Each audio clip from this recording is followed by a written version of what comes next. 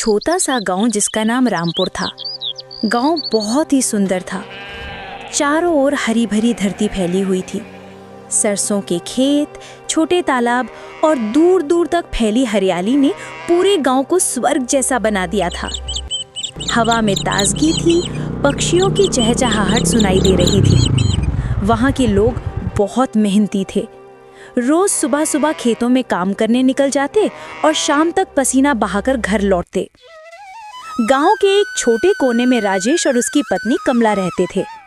दोनों का जीवन साधारण था, लेकिन संघर्ष से भरा हुआ था।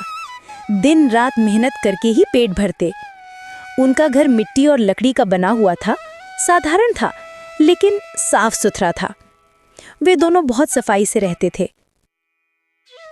उसी गांव में एक मशहूर समोसे का ठेला भी था। ठेला बहुत पुराना था, लेकिन पूरे इलाके में प्रसिद्ध था। वहां का समोसा इतना कुरकुरा और मसालेदार था कि लोग दूर दूर से सिर्फ वही खाने आते थे। लेकिन कीमत इतनी अधिक थी कि आम गरीब लोग कभी इसे चख भी नहीं सकते थे। एक दिन शाम को राजेश और कमला खेत से लौट रहे थे। हवा में तले हुए आलू और मसालों की खुशबू फैल रही थी। कमला अचानक रुक गई। उसकी आंखों में चमक थी। कमला ने धीरे स्वर में राजेश से बोली, राजेश, तुम्हें पता है, मुझे समोसा हमेशा से ही बेहद पसंद है। उसका कुरकुरापन, मसालों की खुशबू और अंदर का आलू मुझे इतना भाता है कि मैं पूरी तरह उसे खाने में खो जाती हूँ। राजेश ने धीरे से कहा, भाग्यवान, लेकिन वह बहुत महंगा है। हम उसे कैसे खा पाएंगे? कमला मुस्कुराई और बोली, राजेश, बस आज एक बार कोशिश कर लो। राजेश ने जेब में देखा, उसके पास केवल 100 रुपए थे। उसने बोला, ठीक है, मैं कोशिश करता हूँ। उसने हिम्मत जुटाई और ठेले की ओर बढ़ा। ठेले पर पहुंचकर राजेश ने पूछा, भाई, मेरी पत्नी को समोसे खाने का मन है। एक प्लेट समोसा कितने का है? ठेले वाला अकड़कर बोला, भाई साहब, फुल प्लेट 800 की है और हाफ प्लेट 400 की है। राजेश के होश उड़ गए। उसकी आंखें फैल गई। क्या इतना महंगा? उसने सोचा। ठेले वाला हंसते हुए बोला, ओ भाई साहब, पैसे नहीं है तो निकलो, लाइन मत लगाओ। राजेश शर्मिंदा होकर वहां से लौट आया। कमला ने दूर से देखा और पूछा, राजेश, क्या हुआ? तुम खाली हाथ आ गए, समोसा क्यों नहीं लाए? राजेश ने मजबूरी में झूठ बोल दिया। वहाँ सारे समोसे खत्म हो गई थी। उसने बोला कि बाद में आना। कोई बात नहीं राजेश, तुम कोशिश करके ही आए हो। चलो अब घर चलते हैं, फिर कभी खाएंगे। दोनों अपने घर वापस आ गए। समोसा तो नहीं मिल पाया, लेकिन दोनों रोटी चटनी खा के बेड पर सोने लगे। कमला को नींद आ गई, लेकिन राजेश के दिल में उदासी थी। रात को वो अपने घर में सोकर सोचता रहा, आखिर समोसा में ऐसा क्या है जो इतना महंगा है और गरीब कभी इसका स्वाद नहीं चख सकते। अगली सुबह ठंडी हवा चल रही थी। कमला थोड़ी थकी हुई लग रही थी। राजेश, मेरा सिर बहुत दर्द कर रहा है। मैं आज खेत में नहीं जा पाऊंगी। राजेश ने प्यार से कहा, कोई बात नहीं, तुम आराम करो, मैं अकेले ही खेत जाऊंगा। कमला मुस्कुराई और पलंग पर लेट गई। राजेश अकेला खेत की ओर निकल पड़ा। दिन भर मेहनत करने के बाद वो एक पेड़ की छांव में बैठ गया। जेब खाली थी और दिल में वही सवाल, आखिर समोसा में ऐसा क्या है जो इतना महंगा है और गरीब कभी इसका स्वाद नहीं चख सकते। तभी गांव की बुजुर्ग औरत अम्मा लाठी टेकते हुए उसके पास आई और अम्मा ने पूछा, बेटा, तुम थके हुए लग रहे हो और भूखे तुमने खाना खाया? फिर राजेश ने जवाब दिया, नहीं अम्मा, जेब खाली है और घर पे भी कुछ नहीं है। आज कुछ नहीं लाया। अम्मा मुस्कुराई और बोली, कोई बात नहीं, मैंने आज गरीबों के लिए समोसा बनाया है। आओ, तुम भी खा लो। राजेश आश्चर्यचकित होकर देखा, फिर धीरे धीरे पत्तल पर समोसा निकाला। राजेश ने पहला निवाला लिया और उसकी आंखें चमक उठीं। अम्मा ने मुस्कुराकर कहा, ये मेरी पुरानी रेसिपी है। मैं चिकन नहीं खाती हूँ, इसलिए इसमें आलू और मसाला डाली हूँ। इसलिए इसका नाम गरीबों का समोसा रखे है। अम्मा, ये तो गजब का है। दाने दाने कुरकुरे, मसाले सही, आलू का स्वाद, वाह। राजेश ने उत्साहित होकर पूछा, अम्मा, मैं भी इसका रेसिपी सीखना चाहता हूं। क्या आप मुझे यह रेसिपी सिखा सकती हैं? हाँ बेटा, क्यों नहीं।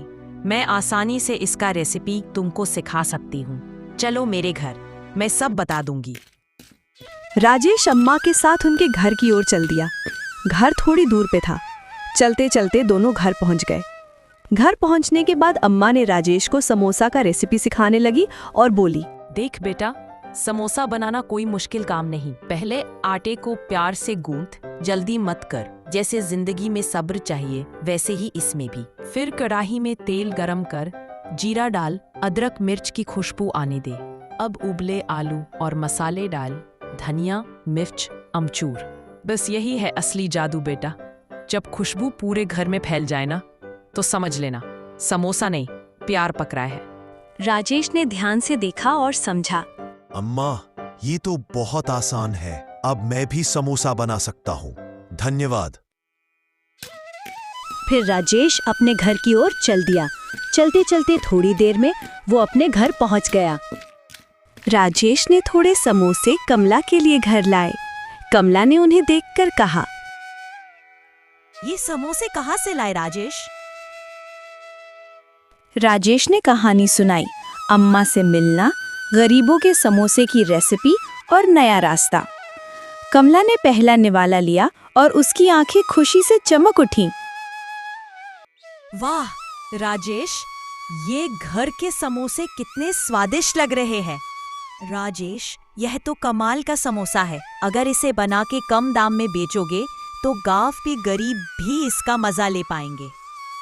हाँ कमला, कल से मैं ठेला लगाऊंगा। 20 रुपए में एक प्लेट। कोई भी भूखा नहीं रहेगा। अगली सुबह सूरज की सुनहरी किरणें गांव पर बिखर रही थीं।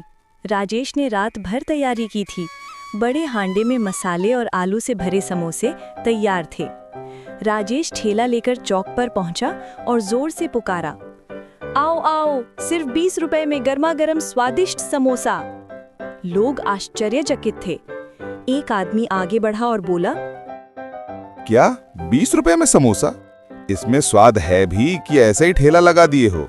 वहां तो 1000 का फुल प्लेट देता है और तुम इतने सस्ते दे रहे हो। क्या बात है भाई? राजेश हंसकर बोला, हा हा हा हा, पूरा स्वाद है भाई और कुरकुरापन भी। पसंद नहीं आया तो पैसे मत देना।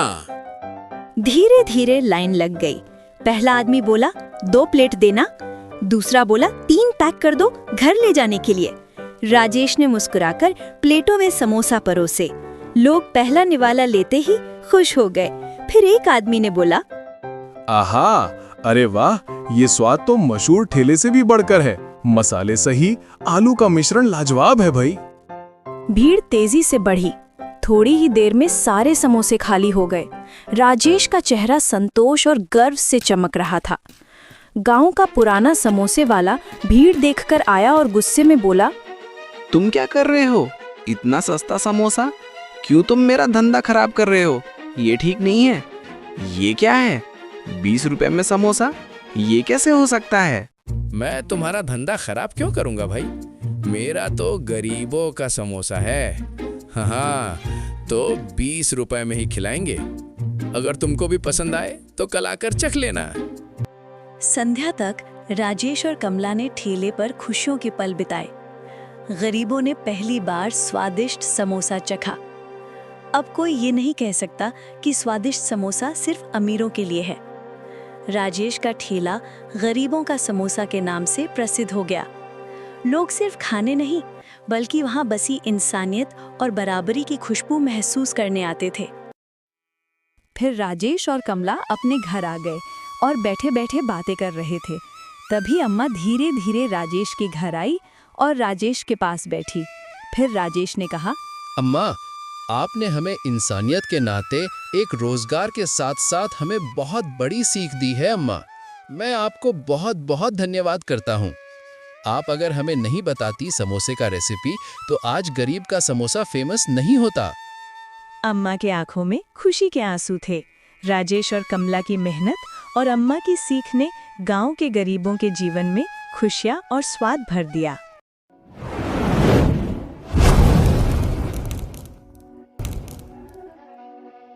अचानक आकाश का रंग बदलने लगा।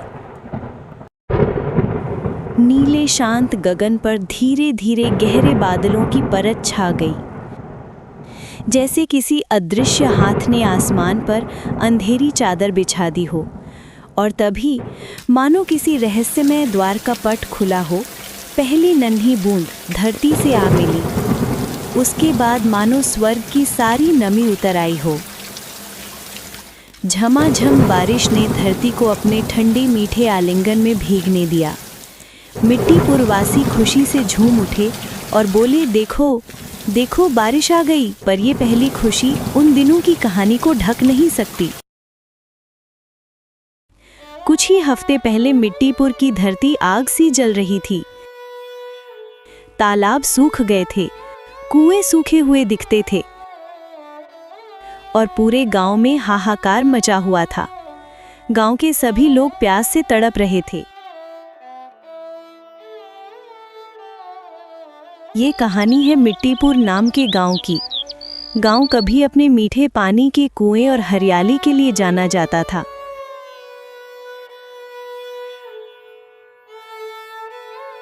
लेकिन अब तालाब सूख गए, हैंडपंप से हवा निकलने लगे और लोग प्यास से तड़पने लगे। गांव का एकमात्र गहरा कुआं था जहां पानी बचा था, लेकिन उस कुएं पर सेठ रणजीत लाल का कब्जा था। गांव वाले रोज प्यासे लौटते। रणजीत लाल अपने कुएं से पानी केवल पैसे देकर या पैर छूने वालों को देता। औरतें खाली घड़े लेकर घर आती। बच्चों की आंखों में सूखी प्यास थी।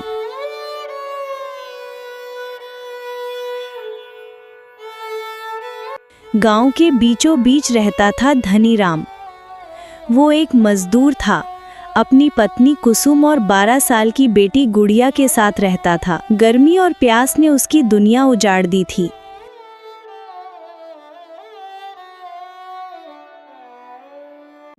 कुसुम ने कहा धनीराम से, हे भगवान, गुड़िया को तेज बुखार है, उसके प्यास से होठ भी सूख रहे हैं।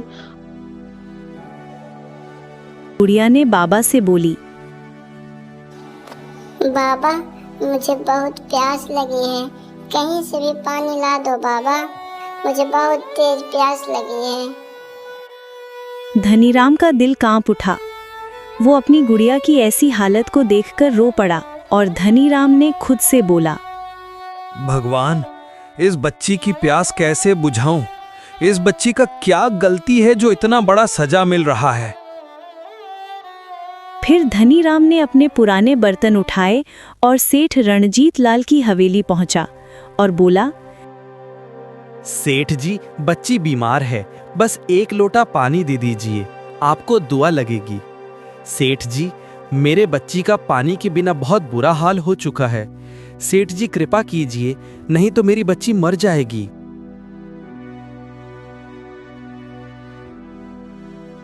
उसके बाद रणजीत लाल ने घमंड से कहा, पानी चाहिए तो पैसे दे, मुफ्त में यहाँ कुछ नहीं मिलता, वरना दफा हो जा। सेठ जी, मेरे पास अभी पैसे नहीं हैं, हम मजदूरी करके आपका पैसा चुका दूंगा, बस अभी पानी दे दीजिए, नहीं तो मेरी बच्ची नहीं बचेगी सेठ जी। फिर रणजीत लाल ने हंसते हुए कहा, जा, पहले पैर छू फिर सोचेंगे। धनीराम के अंदर गुस्सा भड़क उठा। उसने पैर नहीं छुए, वह चुपचाप लौट आया।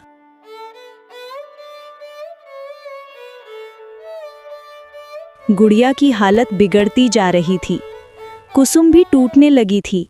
फिर कुसुम ने धनीराम से कहा, हे भगवान, अब क्या होगा? मेरी गुड़िया, मेरी बच्ची कैसे बचेगी?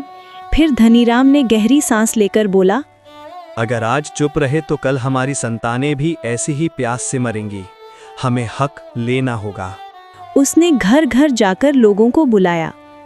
औरतें, बुजुर्ग, बच्चे सब इकट्ठा हुए। फिर धनीराम से गांव वाले से बोला, कुआं का पानी हमारा है, धरती हमारी है, फिर रंजीत लाल कैसे इस पर कब्जा कर सकता है? चलो हम लोग अपने हक से पानी लेंगे। लोगों ने उसकी हिम्मत देखी और धीरे धीरे उसके साथ आ गए। वे सब कुएं के पास पहुंचे। रणजीत लाल दरवाजे पर खड़ा था। रणजीत लाल गुस्से में बोला, हिम्मत कैसे हुई मेरे कुएं पर भीड़ लाने की? फिर धनीराम ने जवाब दिया, ये कुआं किसी एक का नहीं, ये सबका है। हम पानी लेंगे। अगर हमें पानी लेने से रोके आप तो बिल्कुल अच्छा नहीं होगा। हमें पानी चाहिए। हमें पानी की सख्त आवश्यकता है। हम किसी का हक नहीं छीन रहे, अपना अधिकार ले रहे हैं। रणजीत लाल चुप रहा। इतने लोगों को देखकर उसका घमंड टूटने लगा। गांव वाले घड़े लेकर कुएं से पानी भरने लगे। धनीराम ने पहला घड़ा पानी गुड़िया को दिया। गुड़िया ने कांपते हाथों से पानी लिया। उसके आंखों में उम्मीद चमक उठी। धनीराम ने भावुक होकर बोला, आज सिर्फ पानी नहीं मिला, हमारी इज्जत लौटी है। गांव में फिर से पानी बहने लगा। सूखी जमीन भीगने लगी।